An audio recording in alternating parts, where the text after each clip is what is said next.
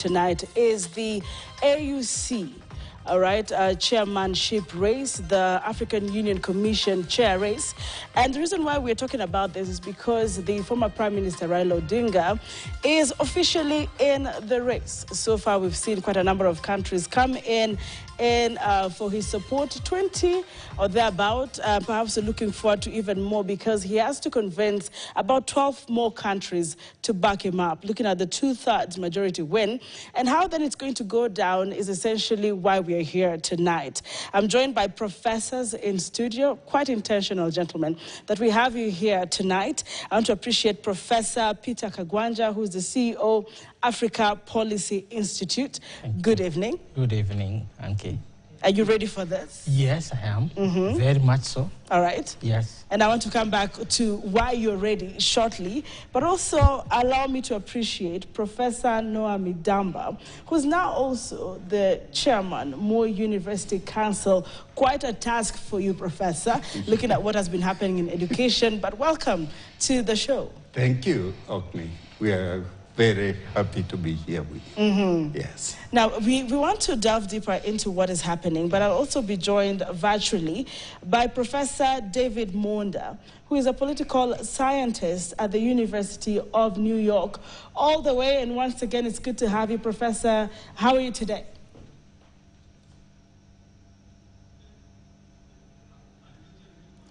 Professor, because we're just beginning, I'll request you to unmute your mic. We're unable to hear you. All right.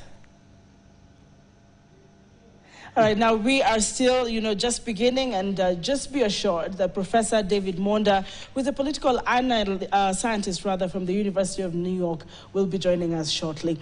Now, let's start with the current developments. Now, Raila Odinga is not new in matters politics, neither is he new to AU. All right, because he served as at a very interesting position. Many others have said it wasn't much to talk about in as far as infrastructure is concerned. But so far, 20 or so countries are in support, including Mauritius, Togo, Equatorial Guinea, Gambia, Senegal, DRC, Rwanda, our neighbors, Uganda, Angola, South Sudan, Zambia, Zimbabwe, Malawi, Burundi, Seychelles, Ghana, Guinea-Bissau, Tanzania, Algeria, and the Republic of Congo. One of the necessities for him to win is he receives a two-thirds majority win. That means we need about 12 more countries to go. Things that might come into play, they say, professors, could be geopolitics, language, religion of the AUC member states. Let me hear the opening remarks of Professor Midamba in as far as what might come out in play and your general perspective of since the campaign started up to now when we're just about to get into the elections in February. Yes. Karibu. Thank you, Okni. First of all, let me congratulate Ambassador Dr. Koret Sagay, our PS, Ministry of Foreign Affairs, and Ambassador Elkanah Odembo for running a very disciplined and very focused campaign for this situation. Allow me to frame our discussion from the state of the world. What's going on today. Ukraine-Russia war is not over. US-China potential serious conflict that will impact the world. The Middle East look like it's settled but not settled because Iran and Israel can still go after each other. And then the issue of Trump election is a very big one that will sort of shake the world like never before. We are looking at implication for Africa, where the US aid has been put on hold, and immediate implication for Africa, what is that going to be? We are looking at downgrading the human rights activities. We are looking at the Hague Court being degraded and not recognized. by the Trump administration.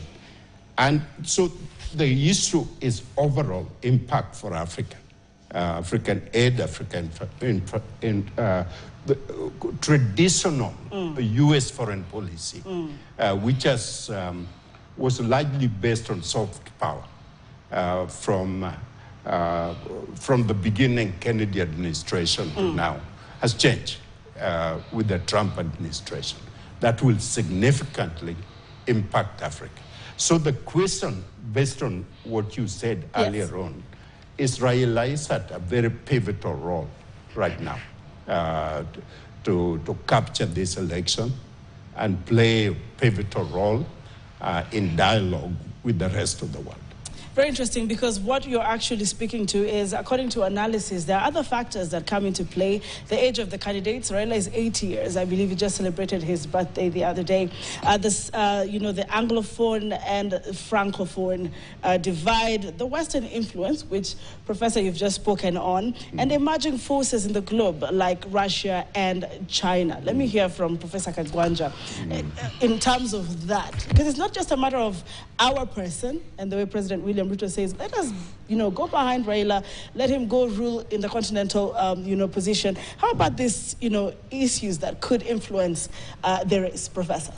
I guess what we need to start by asking is, why are we here? Why are we having this debate? Yes. And I want to be cynical and simply say, the way Shakespeare would say, too much ado about nothing.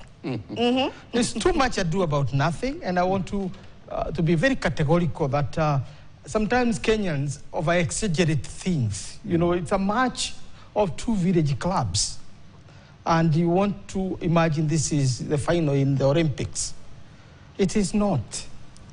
The position we are seeking at the African Union is essentially a coordination position. People have really blown up this UAC position like it is equivalent to the president or closer to the president of the United States because this is the United States of Africa, 54 countries and all that. Nonsense. Is it? Yeah, let me explain to you, if you don't mind. Yes, please. First, this position, the chairmanship of the AU Commission arises from the powers that are given by the AU itself, which is an intergovernmental organization, and therefore the role is coordination. 2, decision-making in this organization relies with the summit of the heads of state, right? And therefore, this position is fourth down the tier. Fourth down the tier. 1, there is the council. There is this summit of the heads of state that meets twice to make decisions about Africa. 2, there is the Executive Council of Ministers, Ministers of Foreign Affairs, Ngoe included, who meet at least twice in a year to make decisions that are going to be approved by the heads of state. And then below that, then is the chairman of the AU, who currently is the president of Mauritania, Mohamed. I think his other name is Gonzwani. Now, so when you look at that, this is where we now get, the chair of the commission is fourth. All right. In other words, this is a position of the hewer of wood and drawer of water for the AU Commission. In other words, it's a very ordinary position that is occupied by people around 50 years, 60 years who are there. But I'll take you very quickly to the commission. Right. Yes. So the boss of the AU chairman is actually the president who sits in that position for a year. And that has been the main problem with the AU, because there is a clash between the powers of the president and those of the chairman of the commission. And because of that, I want to bring you to another problem that Kenya is going to find. All right. In 2005, the chairman of the time, Alpha Konare, crashed with the president of the time, who is Olusegun Obasanjo, over an appointment of an envoy to solve the problem in Togo. And what happened? Obasanjo declared that nomination by Konare null and void. What did that mean? a decision was made by heads of state that time that never again will they appoint a heads of state or a prime minister to that position. And President Thabo Mbeki reminded us about a month ago that this decision has not been revoked, right? So Kenya is actually nominating this position, perhaps aware or not aware of this particular ruling. And therefore, you are going to find a block in the SADC region, because SADC region follows the rules. It is actually the ones that always call us to order, the SADC region, because of the AU's leadership. Right. Now, what does that mean? It means that we start at that disadvantage, that it might be possible that when the heads of state sit down to consider the rules by which they are carrying the elections, we might be disqualified. It's possible. Very interesting. Let me go back to Professor Midamba. You have heard the opening remarks of Professor Kagwanja here, saying it's not as pivotal as you bring it out. It's not as important. It's fourth right below the hierarchy. And in fact, he's saying there are quite a number of challenges, including the fact that former prime minister, because Raila Odinga is a former prime minister, is not really a prime minister, and he served from 2008 to 2013. Yes. But Professor here says that might still come in as a problem in this race. You know, Kagwanja is a good friend of mine, but sometimes we take different line. Right. And in this case, we do. I really think, you know, in traditional Africa, when there is a dispute, you call the elder to action, and they will judge and calm the whole atmosphere. The question is, Africa is going to face tremendous challenges, inter-country challenges like Uganda, Rwanda, and DRC may become very serious in the future. The potential tension in the Horn of Africa has been downgraded a bit because Ethiopia and Somalia are able to sign an agreement, which then will keep Egypt off from getting into Somalia and creating a problem for Ethiopia. But it will bubble. There is still issue between Kenya and Somalia regarding the sea, and many, many others that will happen. So the question is, who can get Kagame and Yoweri Museveni to sit down and talk? Is it the technocrat, or is he a leader who's been tested, who has brought people together? And when you look at it, the Djibouti guy is very experienced, technocrat. And that is the reason when the debate came, he would not match Raila experience, and also Raila focus on African coming together to make a difference, the history that he has served and everything. That was all judged, and therefore he didn't bubble up to become really visible. And then when you see the lineup of support, where is his support going to come from? A few Islamic states that is left, but Raila's the diversity that include the Islamic State, including the Francophone, including the Lusophone, include the Anglophone. He lacks that. Correct. Okay. All come together. And the reason they judge him on his history, they judge him on the work he has done, they judge him on the potential future, which is AOU got to work like European Union. That's the model that where they're trading at 75%. Africa is trading at 15%. Asia is over 50%. And how is Africa going to be Africa with some serious meaning, unless they can create an infrastructure and development procedure which allow us to trade with each other, which allow development of healthcare and education and everything. So this is where the strength of Raila is going to come. I'm going to come back to you, gentlemen, in studio. Allow us to hear from Professor David Monda, who is a political scientist joining us all the way from the University of New York, and for creating time in between that tight schedule. Thank you so much for being here, Professor. And speaking of politics and how Raila Odinga has served, he has served as the former Prime Minister, served as a Minister of Roads and Public Works and Housing, Minister for Energy at around 11th June 2001 to December, I believe, 2002. He has been a member of Parliament for Langata constituency. Among other things, he's also served and been a leader in different coalitions and political parties. Now, looking at his candidacy, people are saying it might be a tight, race for two horses. I do not know what you see from where you are. You've seen Professor Midamba referring to the Djibouti guy, all right, who has always been part of the conversation in as far as a threat for this position against Raila, that is Mohamed Ali Yusuf, who has also served as a foreign minister in Djibouti. What would be your opening remarks and your observation as we draw nearer to the February elections in the AU?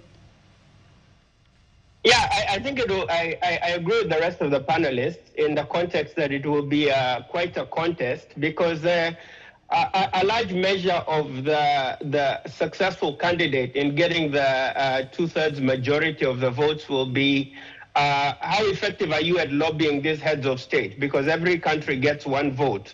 And even if a country pledges a vote to you in the media, ultimately the truth will actually be found when the actual voting is done. When the heads of state meet to actually vote, for the next AUC chair. And if I may, this was part of the challenge we had with Amina Mohammed, when she was proposed in 2017. A lot of countries that had previously pledged to support her candidacy backed out. We know the SADC bloc abstained from voting, which helped Mustafa Faki to actually win the seat. And right now, we're not very sure how many of the Francophone bloc would be able to fall off to support Raila Odinga, or whether SADC might abstain for a second time, particularly on a range of national interest questions and some of the tensions between Pretoria and Nairobi, particularly on Kenya being a non-NATO member ally of the US, and South Africa many times maybe taking positions that are against the United States. So I think all these factors need to be put in. It will not be an easy run for the former Prime Minister to get this seat. Professor, you're saying it might not be an easy run. Actually, you said it will not be an easy run. But how about the privilege that we're enjoying as the AU Executive Council asserted the right of the East African region to produce the next chairperson and the North Africa to then produce the deputy chairperson? Because essentially we've had this position held by, of course, chairpersons hailing from Western, Central and Southern regions of the African Union. Is this not going to work in our favor, as Raila Odinga is, one of the strong candidates, according to analysis from East Africa? Wouldn't it just be an easy flow then? Yeah, I mean, it depends on what you mean by strong, right? Because, Mohammed is also, Amin Mohammed is also a strong candidate. He comes from Djibouti. Ali Yusuf is a strong candidate. Okay. Ali Yusuf is from the Francophone bloc. In Djibouti, they speak French. There's a lot of leverage in terms of Somalia, which might be leaning towards him for cultural reasons and obviously for tensions that Somalia has had with Nairobi. But even when you think about the Sahel bloc and the bloc of Francophone Africa and Central Africa, a lot of those votes, the Francophone bloc usually vote as one, and that's about 27 votes together. Just for the Francophone, Africa region. Okay. So it's gonna be tricky because both candidates are from from the Eastern region, and it's the Eastern region's time. But the lobbying has to be done, and as we say, Raila Odinga might be very popular in Kenya, but does that translate into his popularity for these 54 heads of state that will be voting? All right. Now, I want us to hear a bite here. Let's just backtrack a bit to the debate, gentlemen, so that we can hear what Raila Odinga said then. But remember, this race is to choose the 5th commission, all right, chair, to succeed incumbent President Moussa Faki. It is the 38th AU summit that will elect the chairperson in Addis Ababa, Ethiopia, by the AU Assembly via a secret ballot. Let's look a bit in hindsight.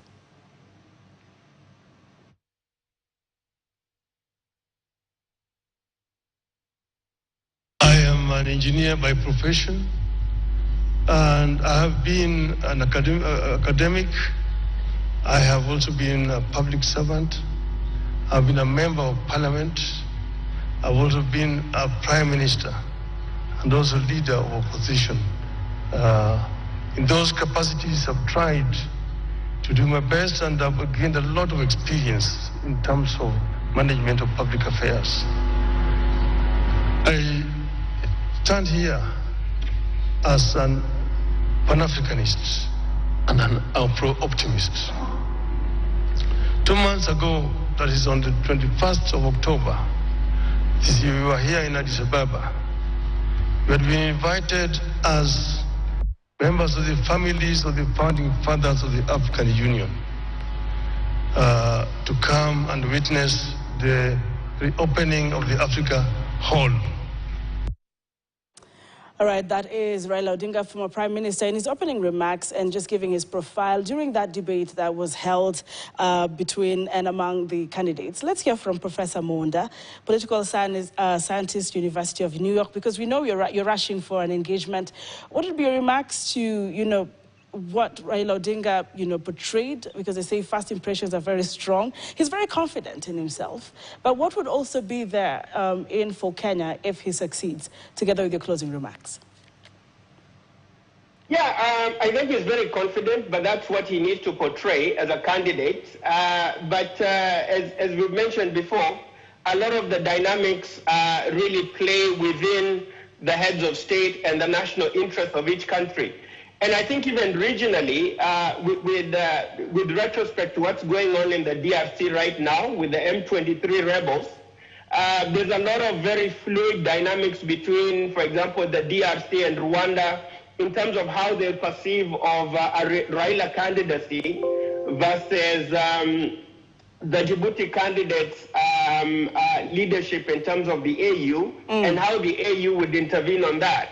We also have to consider the North African countries, Egypt, Tunisia, Algeria, and Morocco. And here I'll specifically highlight Kenya's stance on Western Sahara in support of Morocco. How will that be felt within Algeria, which has not been very comfortable with that position for Kenya? So I think the AU position, in conclusion, is very central in terms of leadership for the continent, because of the AU seat within the European Union, within the United Nations organization, and a lot of the African voting bloc in the General Assembly, but also within the G20. And I think ultimately, with the short time left, the government operatives really need to make sure that they align not only Raila's candidacy with the AU, in terms of his effort to try and get that position, but a lot of that alignment needs to be done within the national interest of the prospective regions and the heads of state of those regions. Because ultimately, each country will vote based on its national interest and how it sees the chair of the AU being able to articulate those interests. And I think a lot of lobbying still needs to be done in that regard. A lot of lobbying. Remember, the president, William Ruto, has been behind, campaigning vigorously for the former Prime Minister, Raila Odinga. But for that, I just want to appreciate Professor David Monda, who is a political scientist from the University of New York, and you have seen he's joined us all the way. Professor, thank you so much. I wish we had more time, but we can have you next time. Thank you so much for having me, and have a good evening. Thank you so much. Now, even as we take a short breather, like I said earlier on, President William Ruto has been very, very big on campaigning for, of course, the former Prime Minister. Just recently, we have seen the president, get the Guinea-Bissau support, Ghana in support, and also we have seen then the competitive race still building up real quick. We have been expecting the president to have a very key discussion with heads of state today. That is Monday, based on the reports we had last week. But we continue to follow up on that. Allow me to take a very short breather. I'll come back with Professor Midamba, and then we continue and pick it up from there.